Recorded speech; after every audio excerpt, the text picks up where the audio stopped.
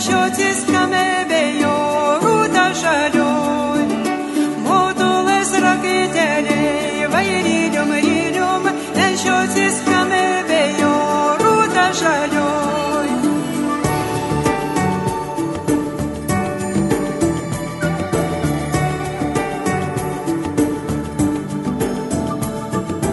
O kieno šabelalė, vairylium, rylium, nešvista žymė jo rūta žalioj. Tėvulio šabelalė, vairylium, rylium, nešvista žymė jo rūta žalioj.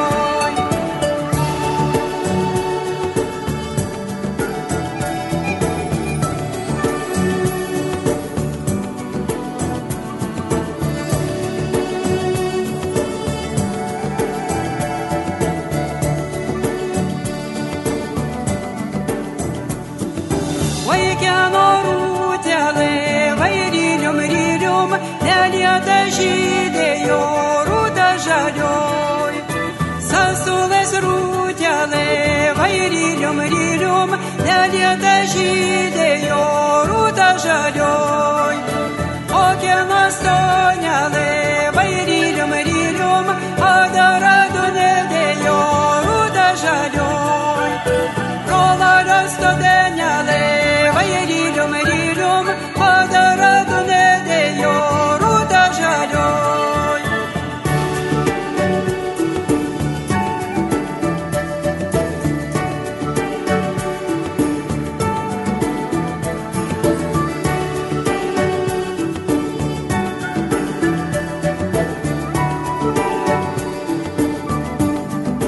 Rūta žalioj.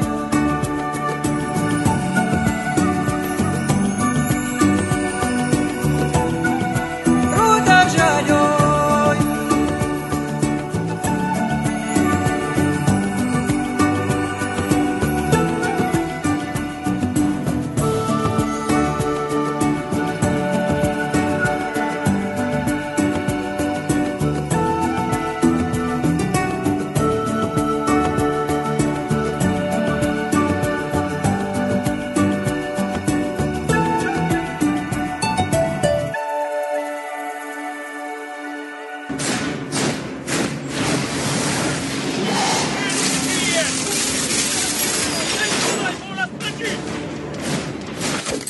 Žiauri tikrovė.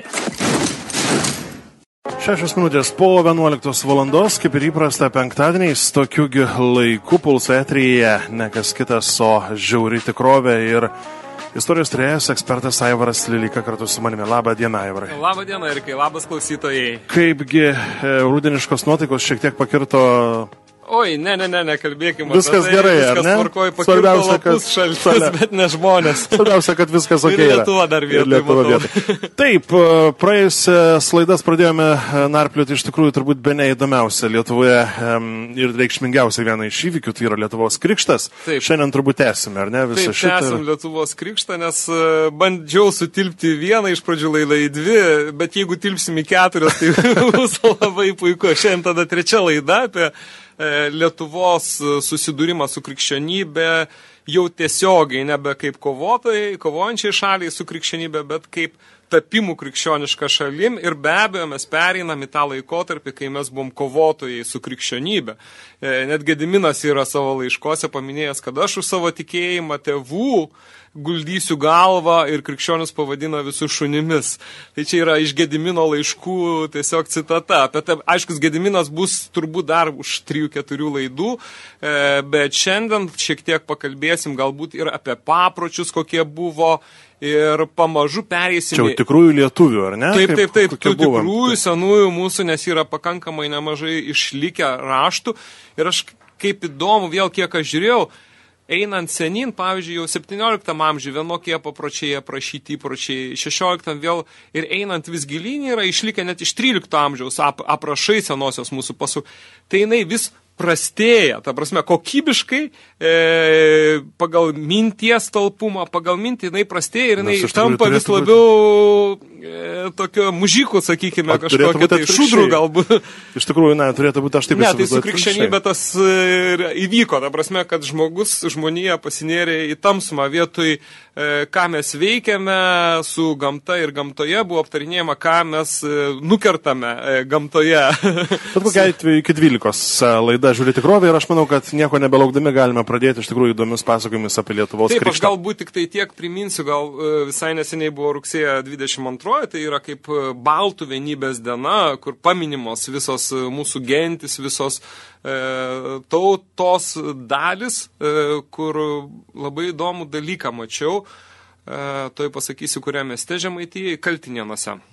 Yra kapinėse išlikęs labai įdomus kryžius iš 19 amžiaus pradžios ir tenai yra akmeninis iš granito iškaltas padarytas ąžuolo, toksai ąžuolo kaip ir kotas, kaip ir kelmas, kaip kamienas, bet su nukirstom šakom. Ir ant paskutinės šakos yra paskutinė viršutinė šakelė 3 mažos šakelytės nukirstas, iš kurių ir išauga tasai kryžius. Tai yra, jeigu pasižiūrėti, prūsai buvo nukirsta kaip šaka, kuršiai kaip nukirsta šaka, jotvingiai kaip nukirsta šaka, suduviai iš esmės, nors jie ir liko, bet vis tiek didžioji dalis jų buvo nukirsta šaka. Ir vat ant kiekvienos šakos yra svastiko ženklas, švaistikos. Tai yra saulės mirties tuo pačiu, vėl priklausomai nuo to, į kurią pusę sukas, nuo graikų senųjų laikų. Svastika buvo ir į įkapės denama, bet į ta, kuri išvaisto, ne ta, kur salvastika, savin renka, bet išvaisto. Tai vat ant to ąžuolo, kuris stovi iš 19 amžiaus pradžios antkapis, vieno šalia Dionizos Poškos kapo, kitas žmogus, tai yra būtent, kad kaip ąžuolas nukirstom šakom ir iš paskutinių 3 yra toksai padarytas kryžius, o ant tų nukirstų saulės ženklas, svastika.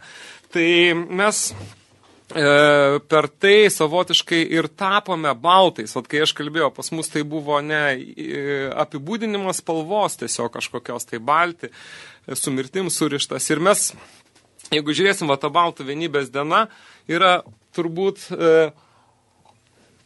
tai, kas iš mūsų ir liko. Tai yra balta spalva tik tai. Mes kaip nukapotas ąžuolas su nukirstom šakomis, pas mus labai dideli prisiminimai apie medžius, apie šaknis.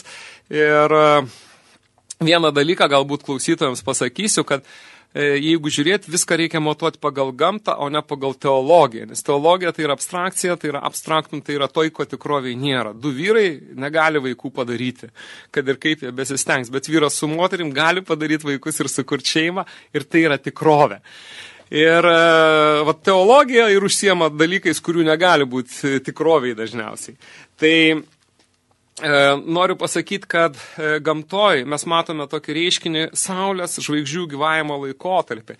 Mes matome tą geltonoje, sakykime, žvaigždę, kuri spinduliuoja tokia kaip saulė, kuri sudegins tas cheminės medžiagas, išsiplės ir pasidarys jinai pakankamai didelė, vos ne iki Jupiterio, Saturno gali būti netgi orbitos, išsiplėsdama ir tapdama viena didelė žvaigždė, prarydama visas mažytės planetas šalia jos skrendančias. Ir po to, kai jinai vėl sudegins tam tikras medžiagas, ten likusias, jin tampa tokia baltąja nykštuke, metalinė daugiau žvaigždė. Ir ta vat baltoji nykštukė yra dažniausiai pradžia. Net ne pabaiga žvaigždės, nes kai susitraukia iki tam tikro dydžio tas buvusios saulės heliocentrinis, sakykime, modelis kažkoks, tai jisai sproksta, gali tapti arba juodąja kosminė skylė ta vieta, arba gali tapti dulkių telkinys, iš kurio prasideda naujos saulės, ne galaktikos, bet paukščių tako galaktikos ribose, sakykime, naujos saulės heliocentrinės sistemos modelio pradžia. Ir vat mes savotiškai ir esame, dabar pasidarė tas baltasis nykštukas, šalia mūsų buvo raudonoji milžinė. Ir jeigu žiūrėti mūsų tos baltosios nykštukės ir raudonosios milžinės santykius, mes pamatysime, kad jie tapatus žvaigždžių kūnams gamtoje. Ir todėl, sakau, šalino teologijos, filosofijos ir dar kitokių abstrakcijų ir arčiau gamtos, ir mes pamatysime, kaip tikrovėje iš tikrųjų virsmai, vyksmai kinta pagal gamtos dėsnius. Mes šiai dienai esam baltoji nykštukė, bet nepamirškim, ką ta baltoji nykštukė gali ir ne tik, kad gali, bet ir turi padaryti. Kiekvienas iš mūsų turim tapti tą baltąją nykštukę, kuri perkeičia visą tikrovę, kuri išspinduliuoja visą tą sukauptą energiją. Ir jeigu mes jos neišspinduliuosim, nu kam? Pavirsim juodąją kosminę skylę ir tiek. Gal rudąją, žiūrėsim.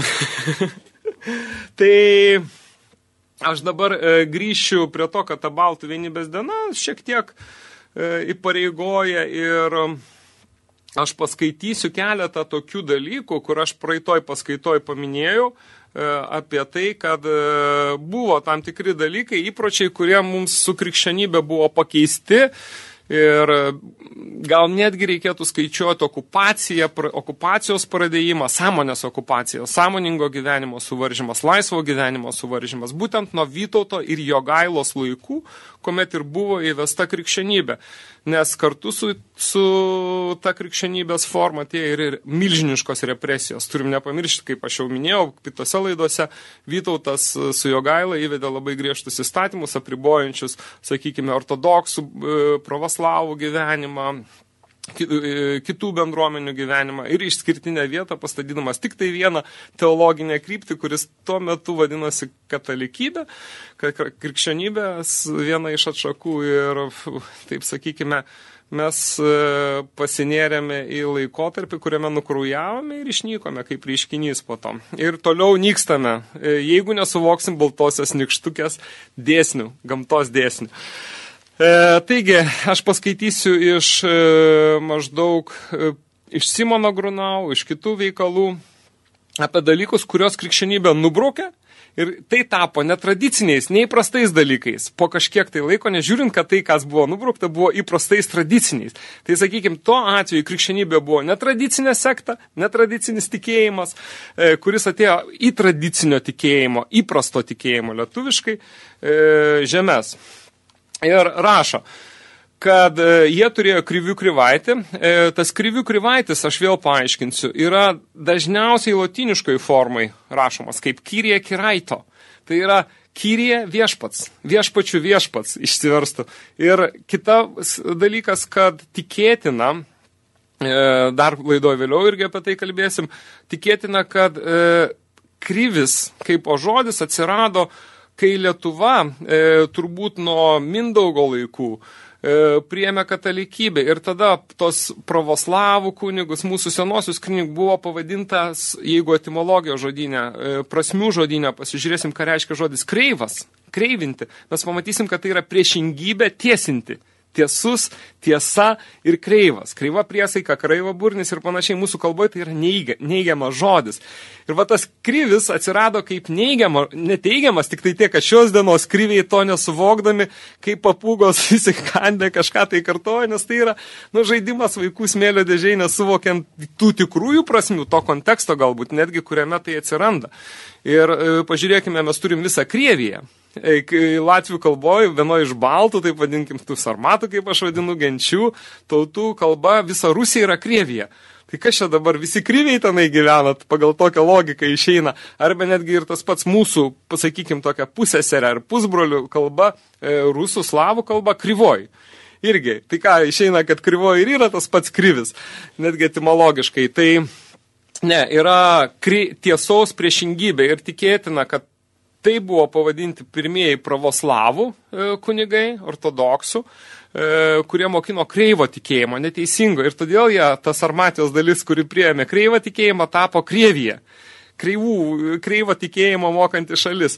Ir vėliau tai persimetė į katalikų bažnyčią ir jų tam žodynę, tai buvo tiesiog neteisingo, netiesaus žmogaus mokymas, kreivo mokymo. Ir tai yra, todėl, kad mūsų kalboje kreivas ir tiesus yra dvi priešingybės tarpusavį. Be abejo, buvo ten tos krivulės ir panašiai, bet tai jos turėjo visiškai kitokią funkcinį paskirimą tenai. O tame kontekste netgi žiūrint, aš matau, kaip dažniausiai net ne kirvis, šventa kirvis dažnai yra įvardinamas, ne krivis, o kirvis.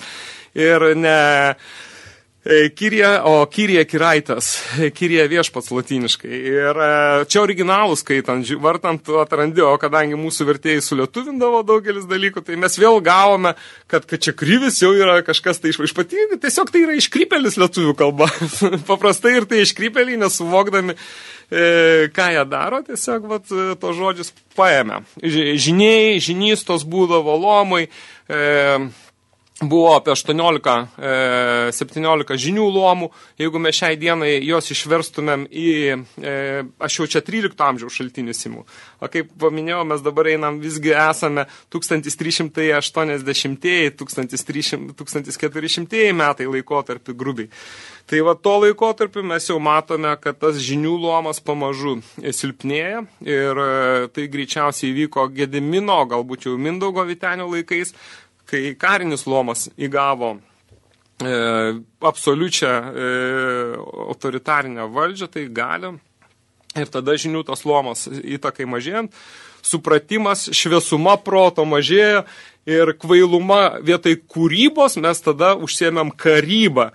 Ir tą karybą vietoj kūrybos mes užsiėmėm iki pačiai dienai. Ir žiūrėkime, mes kariaujam vienas su kitu, mes kariaujam su savo kaimynais, mes kariaujam su visu pasauliu už demokratiją. Ir vietoj to, kad mes kurtumėm pasaulį, mes kariaujame pasaulyje. Tai yra tie dvi savokos, kurios su žiniais išsikreivino ir tapo visišką krieviją, tai pasakykim.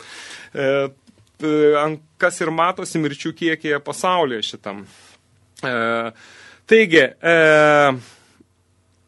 buvo kalbama apie tai, kad vienas iš įdomiausių, aš dabar tiesiog žiūriu į Simono Grunau Prūsijos kronikas 1529 metais išleistas, bet jisai šiek tiek anksčiau rašė 1300-1400. Tai veikalų naudoja. Taigi, yra vienas iš įdomiausių ir šokiruojančiausių dalykų yra tai, ten yra punktai surašyti, tiesiog 5. Vyrai turi teisę turėti 3 žmonas. Tik pirmoji turi būti vyriausiai. Ir mane tas iš pradžių labai nustebino, aš pamaniau, kad suklydau tai skaitydamas, po to pradėjau domėtis atidžiau ir nustačiau, kad Jono Chrisburgo sutarties, kuri buvo Prūsijai pasirašyta berods 1248, plius minus 2 metai, tai ten yra vienas irgi iš punktų, kad nuo šiol prūsų vyrai turi turėti vieną žmoną. Ir nuo tų metų tiesiog pilna šaltiniuose, kad vyrai ir 3 žmonos. Netgi jeigu mes mūsų didžiosios kunigaikščias paimsim, mes pamatysim 2-3 žmonas visur. Ir nerašoma, kada jos mirė, kada ten dar dažniausiai tipo nežinoma. Iš tikrųjų tikėtina, kad mūsų didieji kunigaikščiai gyveno vienu metu su 2-3 žmonom, kaip tradicinė lietuvių šeima. Vienas vyras, 3 moteris. Skamba keistai, bet netgi mūsų pasakose, mitologijai tai atsispindi, kur yra vienas bernelis ir 3 seselės ar 3 mergelės, kurias jis pailiu ir lanko.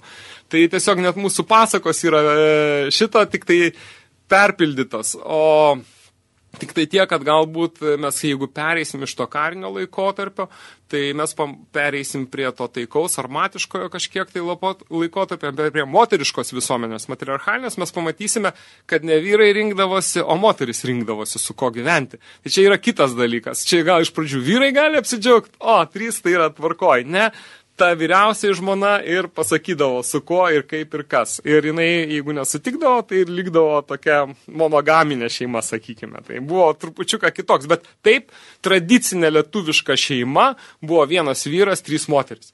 Kita priežastis be abejo galbūt buvo ir karai, mūšiai, kurie išretindavo vyrų gretas ir be abejo visas jėgas mesti prieš sektantus katalikus reikėjome, su sektantais katalikais kovojant, ką liudija mūsų piliakalniai nebylų šiai dienai. Tai taip, vyram žuvus reikėdavo pasirūpinti ir tom kitom našlėm vadinamom, kam čia bereikalo vingai turtas, taip sakant, genofondas turi nykti. Tai buvo labai praktiški, labai išmintingi žmonės ir šiai dienai netgi aš jokiais galiu pasakyti, pasižiūrėkim, tai jeigu išmesti tos vadinamosius alkoholikus Lietuvoje, kurie jau šeiminių pareigų ne tik, kad nebegali padaryti ir panašiai, tai mes panašų skaičių ir gausim prie vieno sveiko vyro, 3 sveikos moteris bus. nes tokia situacija Lietuvoje panaši kaip irgi tuo meto, tai čia irgi pamastymai, galbūt Seimas galėtų tradicinę lietuviškas šeimos modelį taip pat atstatyti. Buvo labai irgi tokie įstatymai, kad jeigu tu sergi ar tu turi neįgalumus kažkokius tai ar dar, tai buvo leidžiama tau pačiam savanoriškai pasiaukoti. Tas primena šiek tiek ir romėniškąją visuomenę, ir graikiškąją visuomenę, kur jeigu matydavai, kad tau gyvenimas yra kitiems našta, tu galėdavai pats pasitraukti savo norų. Ta prasme, nieks nieko, bet tai buvo irgi tos visuomenės dalis. Čia eugenika toks mokslas yra labai apsidžiaugtų atradę šitos dalykus mūsų visuomeniai, bet, taip sakant, rūpesčiai ir kitokie dalykai mums svarbus pakankamai ir šiandien. Toliau, pavyzdžiui, jeigu turėdavo vyras, suvedžiodavo kokią nekaltą mergaitę, arba šiaip moterį, jeigu jis jau turėdavo 3 žmonas gyvena, tai va čia parašyta, bet jei vyras jau turi 3 žmonas, jį reikia atiduoti šunims sutraskyti, kadangi jis paniekino mūsų dievus, kurie gerbė santuoką ir nekaltybę. Tai yra santuokos pagarba ir nekaltybės pagarba buvo labai prižiūrima, tai sakykime, jeigu tu turi 3 moteris ir su 4 jau išėjai, tai iš karto tave bausdavo mirties bausme, nes skaitė, kad vyrui 3 moterų jau turi užtekti ir nėra ko balodotis pas kitų.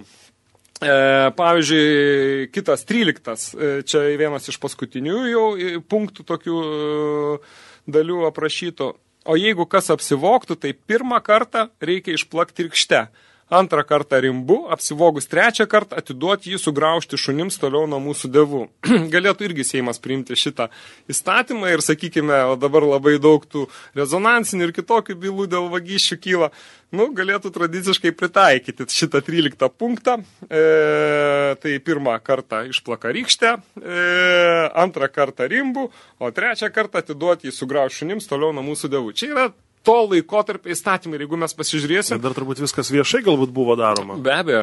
Čia jau už vagystės, kadangi tai yra viešo turto dažniausiai pavagimas, o ne asmeninio turto nieks nevogdavo, tai už tą viešo, tokie simbolinę, sakykime, prezidentūros, kokiai Daukanto aikštėje galėtų. Daukanto aikštėje ir dabar, ar ne? Jo, ir su rykštelė porą kartų į sėdynę kokiam merui ar vicemerui, ar ten sidabriniai tualetai kažkokie auksiniai atsiranda. 1 kartą, 2 kartą jau rimbaliu galėtų pavaišinti ir prezidentę, pavyzdžiui, galėtų tą patį atlikti, būtų dar labiau simboliška. Taigi, toliau paskaitysiu iš Mechoviečio. Buvo nuo pat pradžių lietuviai garbino dievybės. Ugnį, miškus, gyvates ir žalčių. Ugnį jų kalba vadima žnyč, kurią nuolat kūreno žynys. Taip pat, aš dar vieną perskaitysiu, jie gyveno be kokio nors ypatingo dievo, ta prasme ypatingo dievo mes neturėjom. Garbino mėnulį, saulę, taigi panašus į gotus.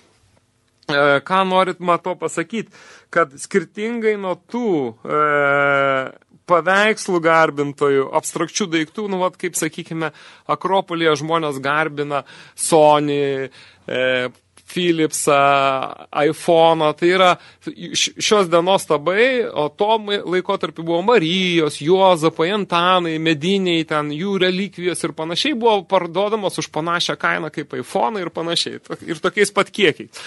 Tai, žodžiu, mes neturėjome tokių garbinimo objektų, kurie buvo žmogaus rankų sukurti. Ir mes jų nepirkom. Kaip tu gali nusipirkti saulę, kaip tu gali nusipirkti mėnulį, arba kaip tu gali nusipirkti tą mišką visą, sakykime.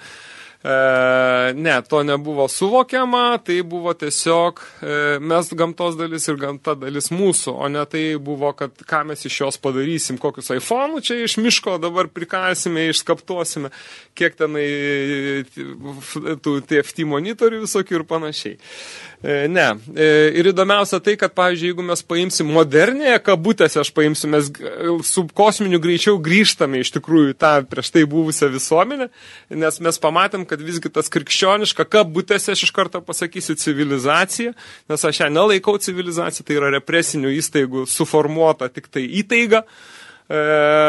Mes matome, pavyzdžiui, Danijoje berods pirmas draustinis gamtos atsidarė 19 amžiaus pradžioj.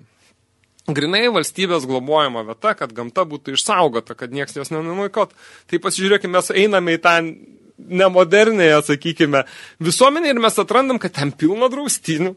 Tai yra tos pačios Šventos Giraitės, tai yra tie patys šaltiniai, upės, ežerai buvo saugojami ir žiūrima, kad jie ir išliktų, kad jie palaikytų tą, taip sakykim, aplinką nepažeistą. Tai buvo suvokiama tuo metu ir reikėjo kažkiek tai šimtmečių, kad mes vėl prie to sugrįžtumėm ir suprastumėm tai, kas buvo to laikotarpio kasdienybė, kai vienas pažįstamas pajokavo. Iš pradžių buvo gydoma žolelėmis. Po to žolelės buvo uždraustas ir buvo gydoma Jėzumi Kristumi. Žolelės degindavo. Po to Jėzus Kristus buvo uždraustas ir už Jėzų Kristų į psichiatrinę sadindavo, o gydydavo cheminiais vaistais ligoninėse. Dabar šiai dienai vėl suprato pagaliau, kad galbūt jau pati laikas vėl gydyti žolelėmis. Tai tas 600-800 metų toks ratas, kad suvoktumai, kad taip, ta visuomenės modelis buvo daug išmintingesnis negu šitos industrinės visuomenės, kur iš esmės, taip sakant, atitrukimas nuo gamtos duoda savo vaisius. Taigi, mes neturėjom tokių garbinimo objektų, kokius turi vartotojiško visuomenė. Mes negarbinom iPhone'ų, mes negarbinom Sony, mes negarbinom brandų, mes negarbinom monopolių. Tai buvo saulė, mėnulis, ugnis, tai yra ne abstrakcijos ir ne vartotojiškos visuomenės atributai ženklai, bet realūs tikri kūriniai, be kurių tu negali gyventi ir kurių įtako iš tikrųjų viskas klostosi, įskaitant vasarą, įskaitant žiemą, įskaitant pavasarį, įskaitant rudenį, įskaitant visus reiškinius aplinkui. Tai tiesiog tas stabas buvo nuostaba. Nuostabo yra nuostaba. Stabas ir nuostabo yra nuostaba. Tai va tie mūsų stabai buvo saulė, mėnulis, gamta. Tuo tarpu ta nuostaba toj kabutėse civilizuotai visuomeniai, krikščioniškai, tai būdavo Jėzus Kristus ant nudžiūvusio medžio pakabintas, švenčiausia mergelė Marija mieganti su balandžiu, dar kitaip pavaizduota, bent jau taip su balandžiu, ten vadinama tai šventoji dvasia. Tai toliau žiūrėkime, vėl tai buvo šventųjų vynis visokios, kur jie nukaldavo. Tai šiai dienai tai yra tos pačios vartotojiškos visuomenės, tiesiog kopija ir mutacija. Tai yra tik mutacijos krikščioniškos, aš tai negaliu pavadinti civilizacija, o vartotojiškos kažkokios tai visuomenės, vergų visuomenės, galbūt netgi atributai, ženklai ir niekas nesikeičia iki pačiai dienai. Tik tiek, kad žmonės pradėjo suprasti. Svarbiausia, kad supranta. Aivarai, gal galime padaryti pertraukėlę ir pasiklausyti būtent tavo parinktų netgi specialiai laidai dainų šiandien. Reklama iš karto po jos viena daina ir iš karto vėl grįšime į eterį. Radio stotis Pulsas. Marija,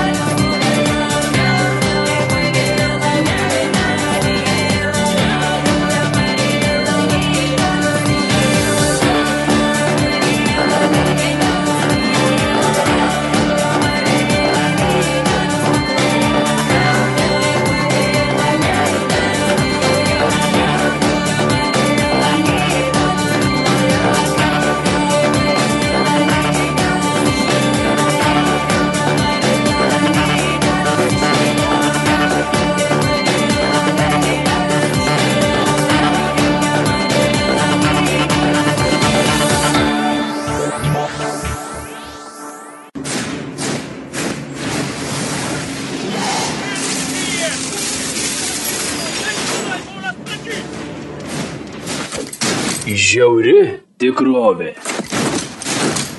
Taigi toliau grįžtame eterį, 11:37 ir toliau su Aivaru Lileika, kažkaip žodžiu, kalbame toliau apie krikštą. Taip, ačiū Arui už muziką. Šiaip jo, iš tikrųjų nuostabios sutartinės. Taip, kad senas su nauju. Ta prasme, mes esmę galim išlaikyti, bet išorė. Modernas toks jaučiasi iš tikrųjų. Jo, ir turėtumėm grįžti prie tų, nes, kaip vienas pažįstamas sakė, mūsų sutartinės poveikį, sakykime, garsinis poveikis yra muzikos poveikis smegenims, tai yra, turi stipresnį darninamai, ne durninamai, bet darninamai, nesmaišykim, darninamai poveikį, negu kad tibetietiškos mantros, grigališkiai choralai. Tai yra mūsų sutartinės, yra didesnės psichinės paveikos priemonės. Bet kokia iš tikrųjų gražu. Jo, ir dabar grįšiu aš vėl prie tų mūsų giraičių, kaip aš minėjau, visi aprašo jos jaukias ir aš vėl grįšiu prie 1386, 87, 89, ką padarė karalius Vladislovas, tai Jogaila, krikščioniškas vardas. Vladislovas Vilniuje, čia aš skaitau iš kronikų ištrauką, Vilniuje pagonių akivaizdoje liepė užgesinti tariamą šventą ugnį, sugriauti šventyklą ir aukorių, ant kurio dėdavo aukas, iškirsti miškus, užmušti žalčius. Pagonis verkia, matydami naikinamus jų netikrus dievus, bet nedrįso murmėti prieš savo karalius, tik stebėjęs, kad dievai jo neužmušė. Kliūdavo ne tik, nes buvo manoma, kad nuo dievų kliūna visiems, o čia šiuo atveju niekas neįvyko. Sunaikinę pagoniškas šventyklas Lenkų kunigai, o visų pirma karalius Vladislavas, mokėjęs lietuvių kalbą, keletą dienų aiškino lietuviams tikėjimo tiesas, mokė jos kalbėti, viešpatės maldą ir krikštę švęstų vandeniu, kad jie iš naujo atgimtų. Ir kaip sakiau, po tų 600 metų mes grįžtam prie to, kas yra tikrovė, ne to, kas yra mūsų vaizduotė. Komunizmas statė šviesią ateitį, matom, kaip ta raudonoji milžinė gyveno ir kaip gyveno. Katalikų bažnytė statė šviesią ateitį, matom, kas įvyko toje statybos aikštelėje, kokias skerdynės vyko, nuolatinės ir tebe vyksta. Ir, žodžiu, gerai, kad turim laiko tą kalną, sakykime, nuo viršūnės, kurio galim pasižiūrėti į mūsų praeitį. Ir pamatyti, ir tas kryžius, kaip aš minėjau, su nukirstom šakom, akmeninis, labai gerai atspindi tą žiaurę tikrovę, kad iš tikrųjų, kaip vienas žmogus pasakė, Petras krikščioniškai, ar ne, viskas yra ant jo pastatyta, visa bogžycė, net lenkiškas žodis pas mus iš tų laikų išliko bog ir žycė, vieta, kur gyvena Dievas, bogžycė. Ir kaip Petras, ar ne, jinai kaip Olo yra, iš latinų, čia iš graikų, atsiprašau, kalbos, kefas iš hebrajų.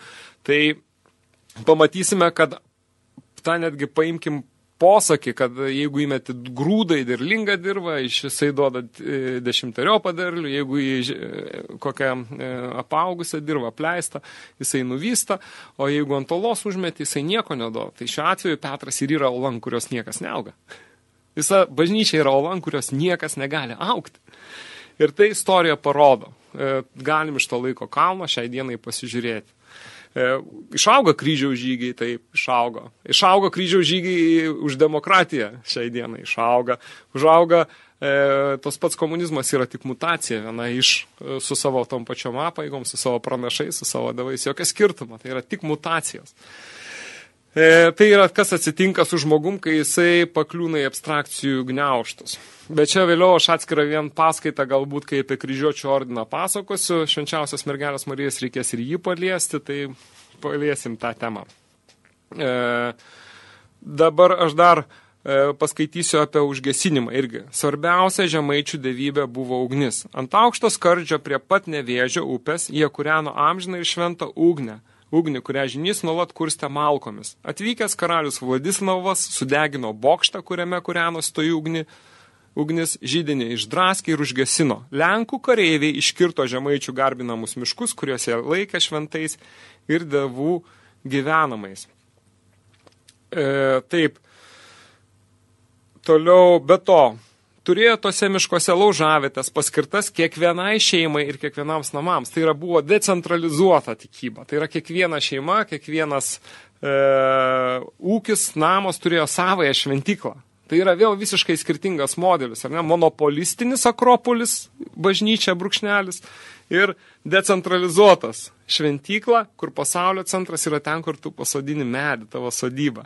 O čia šiuo atveju pasaulio centras yra Vatikanas, kitu atveju Maskva, dar kitu atveju Briuselis, dar kitu atveju Vilnius, dar kitu atveju sugalvos ką nors naujo. Bet tas pasaulio centras niekuomet nebus ten, kur tu esi čia ir dabar ir klausai šitos laidos. Iš tikrųjų, pasaulis yra centras ten, kur tu girdi šitą laidą, kur tu klausais ir nuo čia prasideda visas pasaulio centras. Taip, toliau dar yra įdomus, pavyzdžiui, pinigų nenaudoja. Atsiskaitimo, čia vat aš skaitau iš Aubiečio, Johanso Boemo Aubiečio, visų tautų papročiai, įstatymai, apeigos.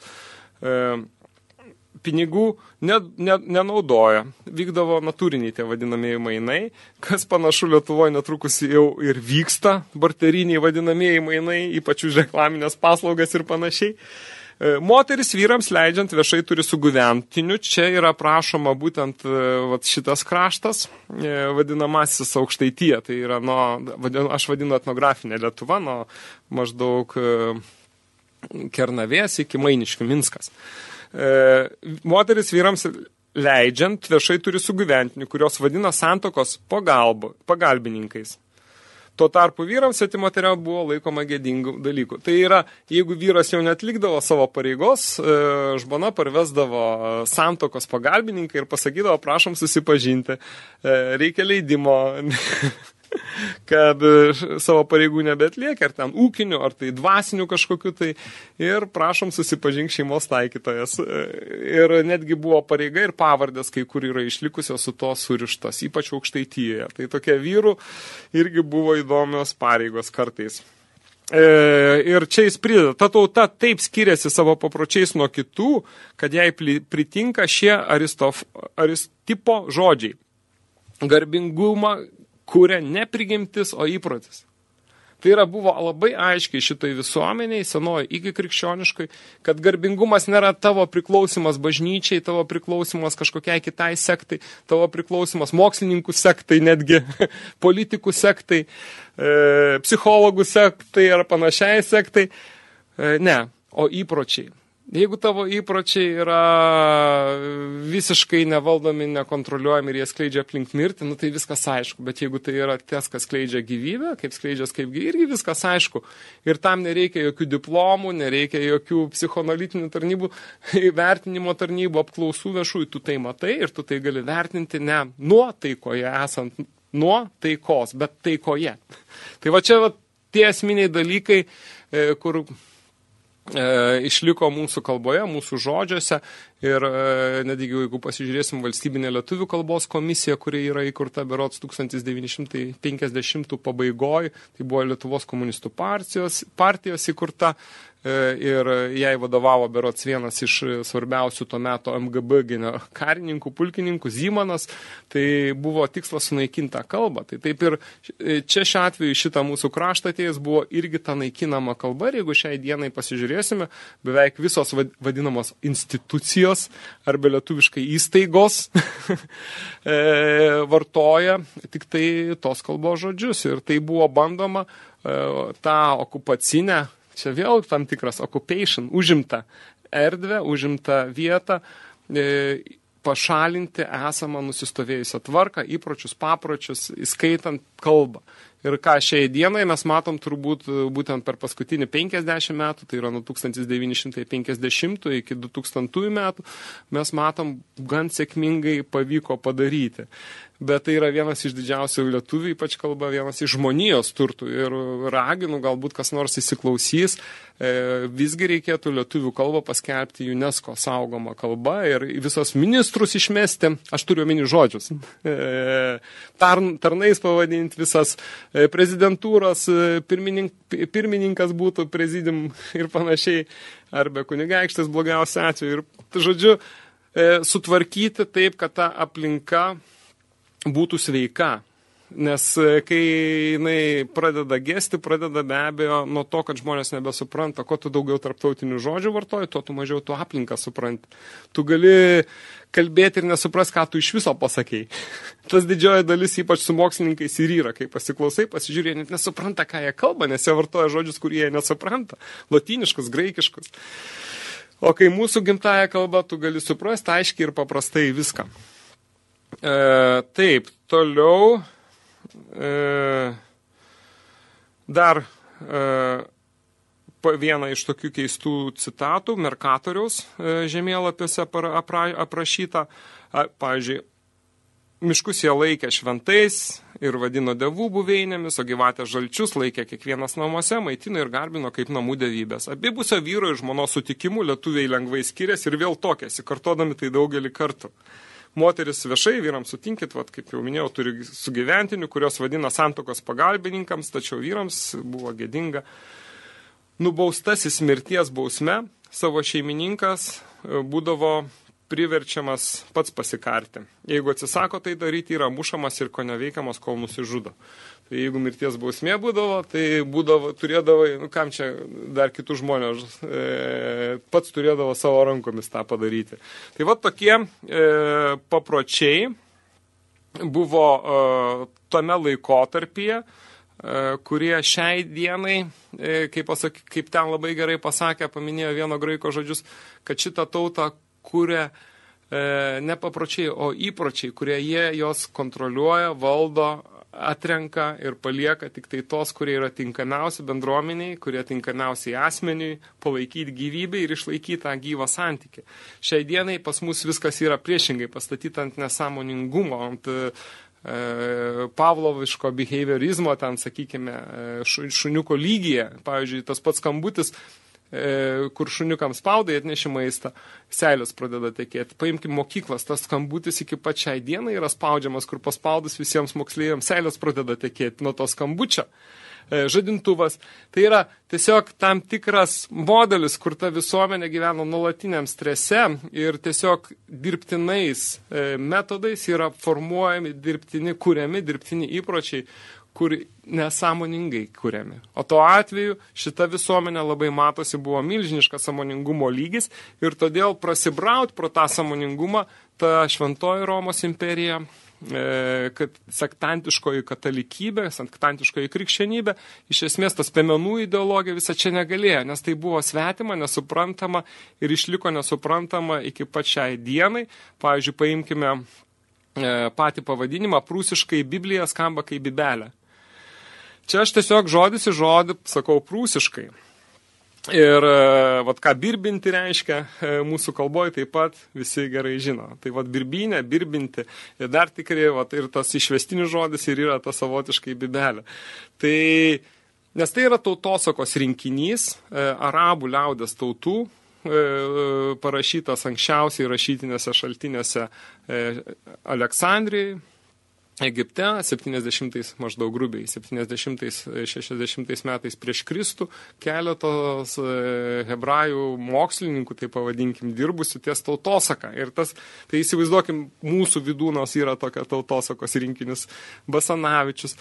Ir tik tai tiek, tai parodo vėl tą sąmoningumo lygį, kad mes savo pasakų nelaikome pasakomis, ir tikrovės dalimi, bet arabų liaudės pasakas mes laikome tą tikrovės dalim, kuri mus patalpina į pačią žiauriausią tikrovę, kokią tik tai galima įsivaizduoti. Ir taip mes dabar pereisim pamažu prie labai labai žiaurių įvykių, kurie įvyko, aš taip, tiesiog galbūt daugumai ir stogą nuraus apie tai, ką mes toliau čia kalbėsime. Tai yra apie Vytauto Jogailos santykius, Algirdo mirtį šiek tiek ir Kęstučio nužudymą. Nes jeigu mes pasižiūrėsime, kaip tai įvyko, kodėl ta krikščionybė, tai buvo du asmenys iš tikrųjų, vienas vardu Vytautas, Kęstučio sūnus, kitas vardu Jogaila, Algirdo sūnus, kurie ir įvedė tą krikščionybę į tą vadinamąją sarmatišką Europos dalį, kuri viens prie vieno Lietuvos didžioji kunigaikštystė tampa su anksčiau įvardinta kartografijai žemėlapėse istorinėse šaltinėse kaip Sarmatija Europinė. Ir vat čia yra ta proistorija, kurios mūsų tie ištreniruoti behavioristinio elgesio, įprogramuoto elgesio nemato. Tiesiog nemato. Rašo baltai kokį žodžių. Nėra baltai žodžio tol laikotarpį ir nebuvo. Todėl, kad tie žmonės save taip neįvardino, taip, kaip minėjau, įvardino vokiečiai. Bet už tų tokių mutacijų, už tų, sakykime, mūsų integracijos į civilizaciją, čia aš tik vieną lietuvišką žodį, jungtuką į panaudojau tyčia. Irgi protingais žodžiais. Jo, kad protingai skambėtų labai. Tai yra Vytautas su Jogaila. Ir vienas, kas mane labiausiai pribloškė, tai, kad, paklausiu, kas nužudė Kęstutį? Iš vadovėlių, iš šiaip lietuviškos istoriografinio sampratos, mes žinom, buvo Krievos pilyje. Kažkas tai jo, bet tiesiogiai nepasakyti, bet tiesiogiai, kad tas ar tas nėra. Yra Vytauto laiškai, kurio yra parašyta tiesiogiai. Mokykloje to nemoko. Jo, bet ta prasme, šiai dienai, sakykime, yra visgi lietuviškoje sąmonėje, kad Jogaila. Be jų tiek suformuoti iš tikrųjų. Jo, arba jo tarnas, ta prasme, jo tarnas greičiausiai tą padarė, arba jo tarnai. Ir Kęstutis buvo nužudytas Jogailos. Tai buvo, sakykime, apie 1300 grubiai tarp 70 ir 1380 metų. Ir dabar gyvenimo istorijai pasižiūrėkime. Mes matome du geriausius draugus. Vytautą ir antras jo draugas, koks geriausias? Jogaila. Ta prasme, jeigu mes pasižiūrėsime, jie du Žalgirio mūšį paimkim tą patį, paimkim tolimesnį valstybės, netgi Karūną, kurią, kaip vadinama, Krokuvai Lenkai paėmė. Iš tikrųjų, Jogaila, kokie Lenkai? Jogaila paėmė Karūną ir su Vytautas jokių pretenzijų nekėlė, net atėmus Karūną. Tai vadinasi, buvo sutarta ir jie sutardavo visais klausimais. Ir jeigu pasižiūrėsim dabar, kur Vytautas gyveno, sakykime, ar Trakuose, ar Gardine, ar net Vilniuje, sakykime, ar kitose miestuose, kurisai gyvendavo, jis visur vežiodavosi asmenių sargybiniai, kurie būdavo karaimai arba totoriai. Ir ten įkurdavo gyvenvietės aplink tas vietas, kurisai gyveno. Tai yra, aplink Vytautą mes nematysim baltų žmonių. Tai vat, Vytautas nuo kažko labai saugojasi, Vytautas kažko tai labai bijojo, kaip ir Jogaila. Tai kodėl tai įvyko ir kas įvyko, mes sekančiai laidoj ir patyrinėsime. Čia iš tikrųjų tokia intrigėlė gera. Jo, ir panašu, kad mes galbūt rasim atsakymą, kodėl Vytautas bijojo lietuvių. Kodėl Jogaila bijojo lietuvių. Kodėl jie bijojo čia būti be asmens sargybinių, be Lenkų kypostose, tose pagrindiniuose tarnybose ir panašiai, kas čia iš tikrųjų vyko. Ir kodėl Kęstutis mirė ir kodėl Jogaila, kuris liktai ir atsakingas už Kęstučio mirtį, tampa geriausiu Vytauto draugu. Būna istorija, bet kokiu atveju. Tai kitą penktadienį nuo 11 valandos. Pratęsime jo apie tai, kas iš tikrųjų už to stovi, kas iš tikrųjų galėjo įvykti. Ačiū Jums šiandien 12 valandą naujausias Pulso žinios. Beje, priminsiu, kad laidą galite parsisiųsti iš interneto pulsas.lt arba Aivarą Leliką rasti ir Facebook'e. Šiandien tiek, iki susigirdėjimų kitą savaitėlę. Iki. Ačiū. Iki.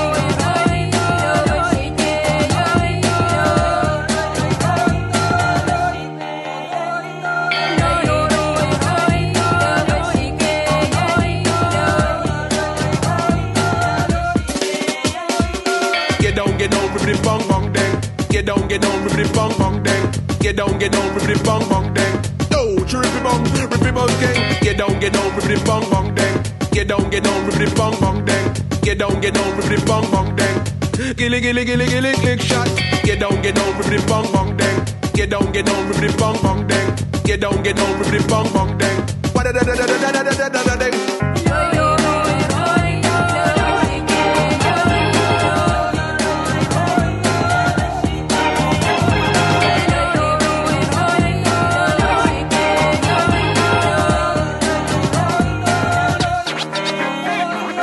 Get down, with the bong bong dang.